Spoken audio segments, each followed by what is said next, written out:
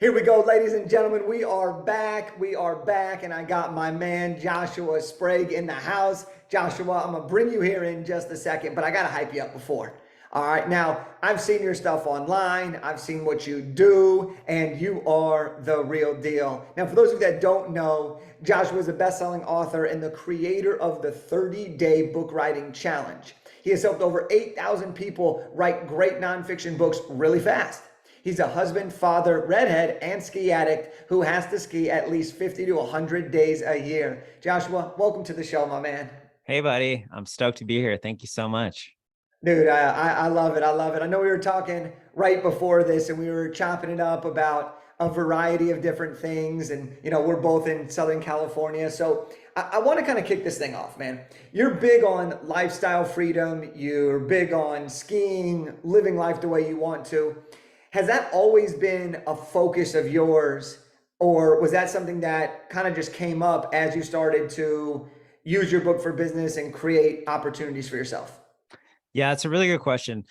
Yeah, it's been there for a long, long, long time. So, my background is I actually used to work in the ski industry, and I used to be a ski patroller and avalanche technician. It's basically a boy's dream. I get to get paid basically to ski 120, 130 days a year, have dynamite in my backpack, throw it out and make avalanches. Like, it was super fun. The problem was that, you don't make a lot of money from it, and it's seasonal, right? So I'd work for 6 or 7 months, and then I spend the rest of the year like trying to piecemeal things together. And it's not a very lucrative way to live. But I remember like having this question that just dropped in my head one day back in probably 2010. And the question was, well, how do I get to ski 100 days a year and still make a lot of money? Because I knew that like staying in the ski industry was not going to be that avenue. And I didn't know the answer to that question. And I'm sure like a lot of listeners, they probably have ideas, dreams about like, hey, I want life to look this way, but you logically have no clue how that can actually play out, right? And so, I quickly heard about like online business and like writing articles online and all that kind of stuff. And I dabbled in that a little bit. My first attempt at business was actually writing like orchid articles about orchid gardening, which I don't know why I thought that was a good idea, but like some course, pointing me in that direction. And I didn't make any money off it. It was like total failure or whatever.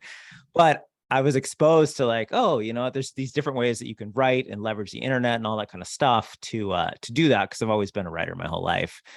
And I can get into all the backstory and whatnot, but really that desire, for the lifestyle piece of it was there at the start, and that led to a culmination of, becoming an author and writing books, and then realizing that, hey, this could be a really great vehicle to marry all of these things that I wanted, all together. So, yeah. Dude, I love how you're talking about writing about orchids. Like it's so funny how entrepreneurs get started and we all try something and we're like, what in the world was I thinking, right? But if we They're almost like those pictures that you see yourself in middle school or high school, and you're like, dude, why did I think that was cool? You know? Right. Right. You're looking back, you're like wearing a different outfit and you're like, is this real? Like this is me in real life. Like I had in high school, Like I had starter jackets, let's just say, I did. yeah. Okay. I'm senior year of my high school and like, I can grow a mean beard and good facial hair. And for some reason I thought just like the goatee, but just like the bottom part was like a thing. Don't I look back and I'm like, what in the world is going on? But As long as you didn't have that bead thing there, yeah, right. So point being, whether it's entrepreneurship or living our life, like we always evolve, right? And we always Yeah. grow. And a big way that you kind of recognize that evolution yourself was through a book and kind of seeing this vehicle. So how did having a book and lead to teaching other people how to write a book, or how did that kind of spark your next phase of this journey? Yeah, it was completely unintentional, to be honest. So, I had another business that I was kind of working behind the scenes on, doing more of like the marketing and all that kind of stuff. And I wanted to step out from underneath that and kind of do my own thing. And I thought, well, what's the best way to really establish authority for myself? Help expedite the positioning and like kind of grow more of a personal brand style business, right?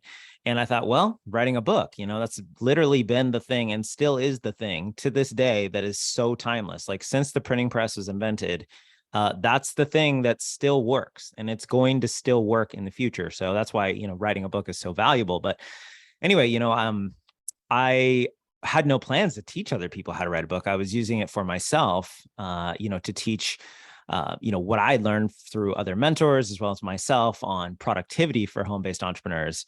And that's what my first book was on. And shortly after that, though, people started asking me like, oh my God, how did you do this? Because I wrote my first book in 21 days. And then it went on to become, number one Amazon bestseller. And then people were like, how did you do that? And then that kind of led to, oh, all right, people want to know how to do this. So then I started teaching people how to do that. And so it was completely organic, not planned whatsoever. But then there's been many iterations of that over the last, 9 years or so. For sure. So talk to us about this. You say you wrote your first book in 21 days. Freaking sweet, dude. Like, that's awesome. There are some people that spend years and they're not able to write it. So what's the secret, right? You're a productivity guy. What's the secret to writing a book in 30 days or less that has worked for you? Yeah. Well, so the reason that I figured it out is because I actually spent the first 9 months not getting anything done. So I'd write, rewrite, throw everything away, think it sucked, and had no clue what I was doing. And it wasn't until I had a conversation with a mentor of mine who challenged me to write my book in the next 30 days, or I had to pay him, money that was a lot to me at the time because I wasn't making very much money. And so I agreed to it, and I had no idea though how I was going to do it. So that's the first step for most people. Is the problem right now is that most people don't have any deadline. It's kind of this ethereal thing, right? Or this like wishful thing where you're like, oh yeah, I want to write a book, and I'm going to write it, or I'm writing my book. People love to say that to other people, but there's no consequence for not doing it.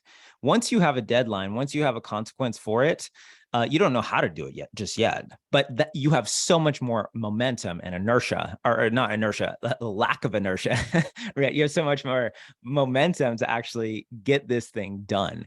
So that's the first piece of it, is like, if you have not picked a date, you need to pick a date. And then secondly, you need to go out there and you need to find your friend or family member that's like the ruthless one, the one that's like, doesn't put up with any of your BS. And you need to say, hey, look, if I don't get this done by this time, I have to pick the consequence, for you, whatever that is. I have to run around Walmart in a Borat mankini, I have to give $1,000 to an organization that, you would be embarrassed for people to know, whatever it may be. It doesn't really matter. Just make it really bad and really uncomfortable, and something that your friend will hold you accountable for. Now, the flip side of that, there's about 5% of the people I've noticed that actually don't respond to consequences. Most people do. Almost everybody does, but about 5% of the people actually respond better to rewards. So if that's you, then choose the reward that's going to be helpful for you, right? Like, okay, you're booking that trip to Egypt and you're going to see the pyramids, and that's what's happening when it's done, but you can't go until that happens. So that's the first step, right? Is understanding that. There are a lot of layers to this that I go into inside of the 30-day book writing challenge. And, that really help break this down for people over, a day-to-day basis, essentially. But having a consequence and having somebody who holds you accountable for it will make a massive difference in your motivation to get the thing done. Another big thing I see people make a mistake with is they want to write a book, and they've probably been told, and I'm sure a lot of your listeners have been told this, like, hey, you should write a book. You should write a book. Like, you hear it over and over again.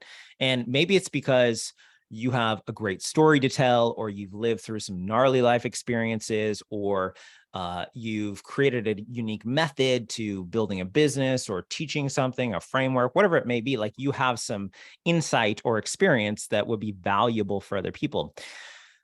The big problem that I see with a lot of people is that they kind of get caught in their own story. And so they begin to think a lot more about telling all of their stuff. And this is where the ego kind of comes in, where we become egocentric about our things, as opposed to going, you know what, who is this book for? What exactly is it helping them with? why would they want to buy this? And remembering that the person who's picking up your book is buying it for them, not for you. They are a customer, and a book is a product.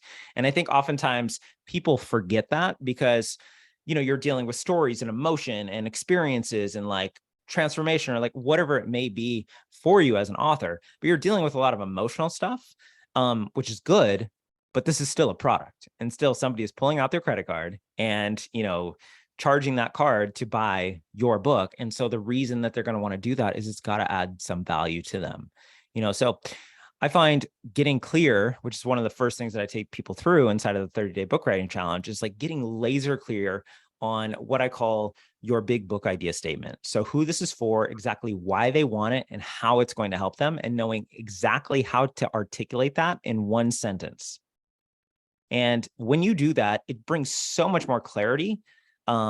So then you're not stuck in that place that most aspiring authors are stuck in, where they're like, well, I have so many ideas, or I feel like I have 7 different books here, or I'm not sure what stories to keep or cut. Well, the reason that you don't understand that is because you're not laser clear on the focus of what this book is about and who it's for and how it's going to help them. You know what's so interesting so far of what we've talked about, and this is something that we talk to a lot of our clients in our program about, is this concept that you're bringing up, which is you haven't mentioned writing a book once yet, right? You've talked about consequential reward. You've talked about accountability. You've talked about setting a deadline. You've talked about clarity. I find that a lot of people who don't have success writing their book, or don't have success writing their book quickly, they try to just start the writing process, right? And it goes back to if you give a man an hour, he'll spend 60 minutes or 50 minutes sharpening the axe, or whatever the quote is, right? You know what I'm saying? I don't know what I'm talking about, but you know what I'm talking about. I know the quote you're referring to. Yeah, exactly. And the point of that, though, is when it comes to writing a book, why are people so much in a rush to just start writing? And that lends itself to saying, those are the same people that say, well, I'm writing a book. I'm writing a book. 6 months later, I'm writing a book. A year later, I'm writing a book. Why does that like get people excited? Like, why do they think that's the first step? I don't know why they think it's the first step. I think that's a really good question.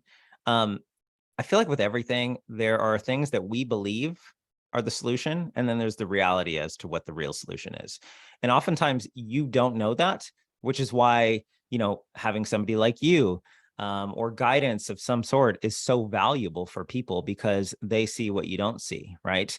Like, I'll give you an example of this that's not related to books. So during COVID, I definitely put on a bunch of weight, which I'd never done before. And I looked at myself one day, like in August of 2020, and I was like, dude, you're fat, and, I think it's important to be real with yourself. And I was like, you're fat, dude. You need to do something about this right now. And so I've always been, like I said, I worked in the ski industry. I've always been somebody who works out all the time, but my diet was really bad, and I thought, oh, well, the way for me to, get a 6-pack is this way. And it wasn't until I hired a trainer and they distilled things down to, 3 or 4 very simple things for me to do and win, that that outcome became a reality. And I lost 30 pounds in like 12 weeks, got a 6-pack when I never had one before. And that's not to say anything vain or whatever. It's just like, I didn't know. I was completely convinced that the way to get what I thought I wanted was one way, when in reality, it was the complete opposite. And I think people do that with the book writing process too. You think it's this way, you think this is what you need to do. And sure, you're going to have to sit down and write the book at some point, but doing all these steps beforehand that set you up makes it so once you actually do sit down, the writing process is actually much more streamlined, or can be much more streamlined. What a great example. Do you think that because writing a book is like a pride and joy, right? When you have a book, it's an amazing accomplishment. Do you think that because us as a society put books on a pedestal, that we put an additional and sometimes even an unfair pressure on ourselves as the author to actually complete the book? Yeah, I think that's there. I think that there's a lot of story and pride that gets wrapped up in books, right? So, I mean, the things I hear from people all the time are like, oh, what do I have to say that isn't unique, right? Or that hasn't been said before. Is this going to be good enough? Am I going to embarrass myself? All these stories are really the thing that's going on all the time. And I guess I'm kind of obsessed with looking at the stories in every area of life, right? So whether that's like writing a book or running a business or, being a parent like I am, or being in a relationship, like whatever it may be, there's always these stories that are overlaying reality. And that's what's happening here too. There's these stories that oftentimes are actually the biggest dominoes that need to be knocked over. 'Cause certainly I'm sure you've experienced this too, where people can technically go through all the right processes or, all the process to writing a book. And they get right up to that point where it's time to publish. And then their ego freaks out because they're like, what are they going to think? And it's like, well, you already did the work. You already said this. And what I find is helpful is to get out of myself. Most of the time what happens is we just retract into, because we're designed for connection as humans, right? So we retract to this space where we want to be safe, and that's fine. It's like a protective mechanism that we have in our DNA. But what I find is more valuable is starting to think about the people that are called to read the book, the people that I'm going to help. It helps me personally just get out of my way when I'm freaking out about it. Because if I followed a process, if my desire was to help people, and if I did put in the best effort that I could at the time, then it just needs to go out there and it needs to go help the people. And I think all the time about all the books that I've read that have made an impact on my life. And I guarantee you that every single one of those authors that wrote a book that impacted your life, just like, have impacted my life, they had those same moments of doubt right before they published it too. And that's normal. But the best way to get out of your own way is just to think about, man, what happens if somebody doesn't read this? What happens if somebody doesn't hear what I'm talking about? How does their business stay the same? How does their life stay the same? How does their relationship stay the same? Whatever it may be, like whatever you're helping people with. But it's easy to get in our heads thinking the world is about us versus going, hey, I'm here to help people. And so you should probably go do that. Yeah, dude, that's such a great point. I think of sometimes when I speak and people ask me, Jake, like, how are you not nervous to speak, or what's a tip that you have? And I go, I always think about it, and it's like I love speaking because I love speaking, but I'm doing it for the audience, right? Mhm. And the cool thing about this is the audience has no idea what's coming out of my mouth until I have said what I'm going to say. So if I make a mistake or I forget in this case, a paragraph, they will never necessarily know that didn't happen, right? And so it's really important that when we go through life, we understand that why are we doing the thing that we're doing? And how can we make sure that we live our truth to help the people we claim we want to help so much? And so I love how you kind of broke that down.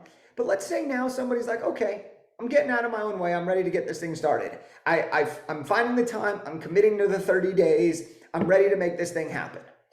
How do they get into a flow state to actually do this if they're running a business full time, right? Mhm. Because people come to me and they say, Jake, I don't have time to write this book. I'm running a business full time. I'm a parent. I got a ton of shit going on. I'm training for a marathon. Like, how am I supposed to write this book and how am I supposed to do it super quickly? So Mhm. how do you get into a flow state to optimize your time and productivity? Well, first off, I want to just call most people out on this, because most people, if I can be blunt, are liars about their time. They're full of shit. And I get that way, you get that way, we all get that way, because if you are watching Netflix, if you're scrolling through Instagram, if you're doing any of those things, then what you're doing is you're trading your time for distraction, and you're trading your time for a lack of creativity. Now, I get it. It can be enjoyable to zone out and do all those kinds of things for sure. But for most people, time is actually less of an issue. It's more distraction is such a priority because of all of the other stresses in life. And so it's being used as this de-stressing tool, which unfortunately is robbing you of the things that matter the most to you. This is actually pretty core to my new book, which I wrote in 11 days and is coming out pretty soon. And it's called Create First, Consume Second. And really, I think that we live in a world right now where we kind of have the deck stacked against us, in the sense that you know, there are multi-billion-dollar corporations that have created these devices and technology and all this stuff that work against our physiology and neurology, and they're designed to make us addicted to them. And they do a really, really, really good job. And I think it's actually unrealistic to think that you won't be impacted by these things. However, like the premise of the book is that we can kind of take a rebellious approach to these big companies, and we can take back the first minutes of our day and prioritize not consuming other people's stuff, which is what most people do. They wake up, they roll over, they grab their phone, they start reacting to texts or Instagram notifications or scrolling through email, whatever. Basically, what you're doing is you're just consuming distraction stuff all the time, and you're creating false dopamine triggers all day long, which is really bad for your creativity, and it's bad for you.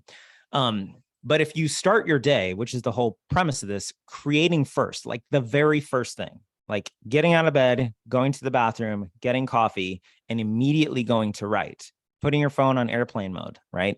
Where you go into this state where you say, the most important priority in my life is not everybody else's agenda. The most important priority in my life is creating something and tapping into the value that I'm here to give the world that day. Now, whether you ship it or not is totally up to you. I encourage you to do that because it'll make you make a lot more money and be happier and more fulfilled and impact more people. But even if you just do that, where you start and you write immediately, for most people, if you just did that, even if you're like, I only have 15 minutes before my kids wake up and everything goes crazy and I don't have time to write a book, even if you did that, just for 15 minutes, that will help trigger a flow state. Because what's going on for the most part for a lot of people is you're trying to write after you've been stimulated by a bunch of stuff.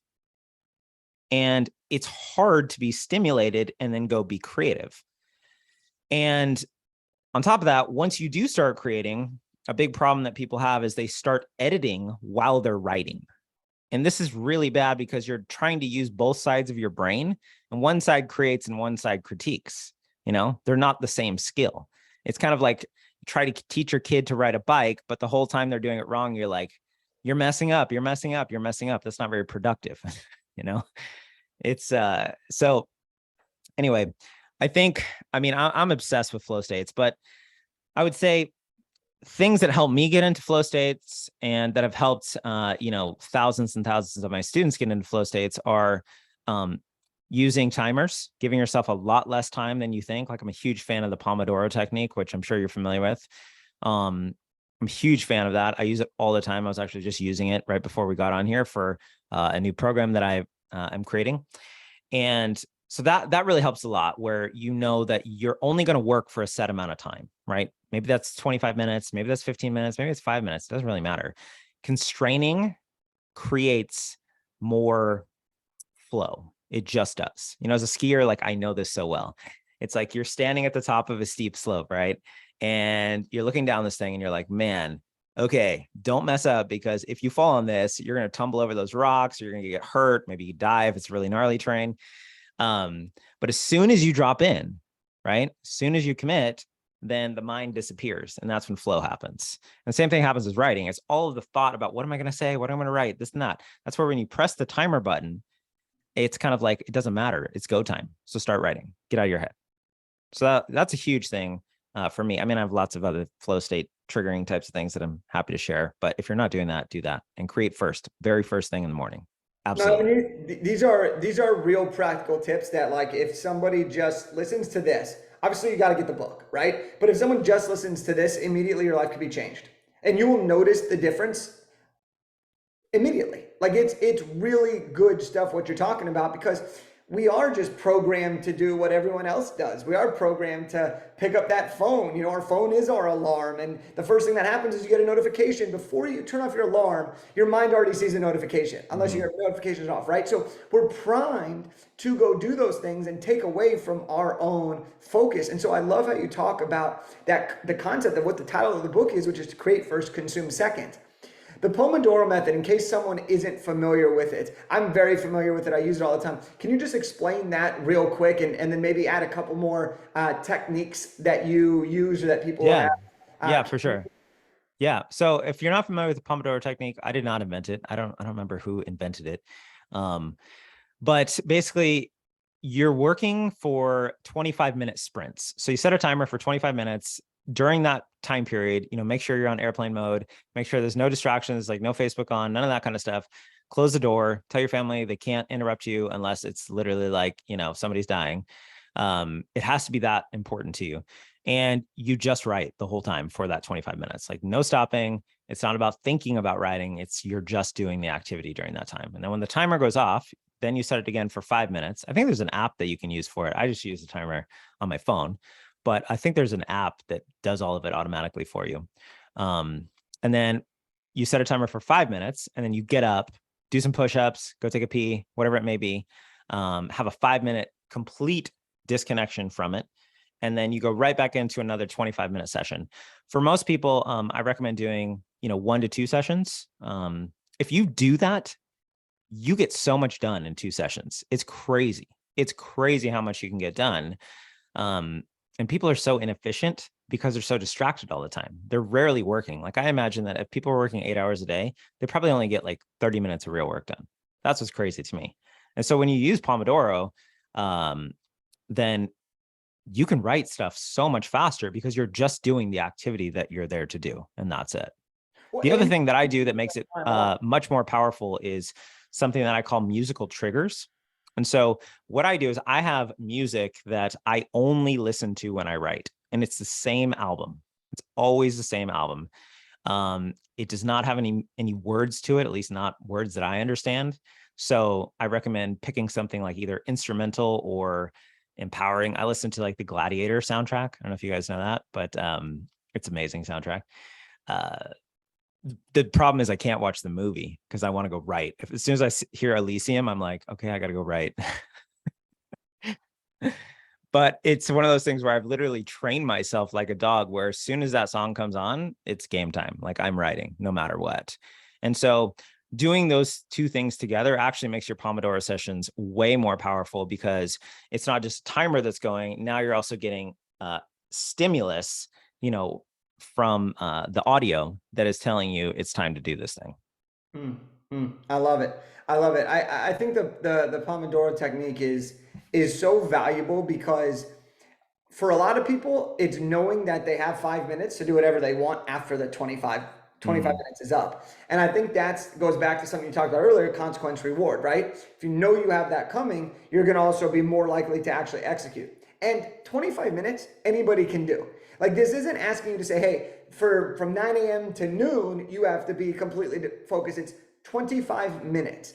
And so I love this technique. So as we kind of start to wrap this thing up here, I would love to know this, right? You're a productivity guy. You wrote your first book in 21 days, I believe you said. You wrote your second book in 11 days, right? That's coming out. And you help people do this. You've helped 8,000 people write their book really, really fast. If there was, I think we're over 8,500 now. 8,500 now. Yeah. Let's go, dude. That's huge. If there was something that you've seen over and over again that somebody could walk away with and be like, this is the advice that I needed to be willing to set my deadline and commit, what is that one piece that would give them the courage to believe it's possible for them? Man, one piece. Well, setting the consequence is going to do a lot for just getting your butt in gear for sure. I guess, are you asking what's one thing that's going to make them do this? Is that kind of what you're asking, or what? Yeah. Yeah. The closest thing that's going to make you do it is a consequence. You got to look at yourself. I think that, sometimes people are externally looking for somebody else to give them the push all the time. And I think that probably the best thing that I could say is to ask a question, which is, are you going to be happy with yourself a year from now if you haven't written that book? And you answer the question. If it's yes, if you're okay not having written it, then you're probably not ready to write it.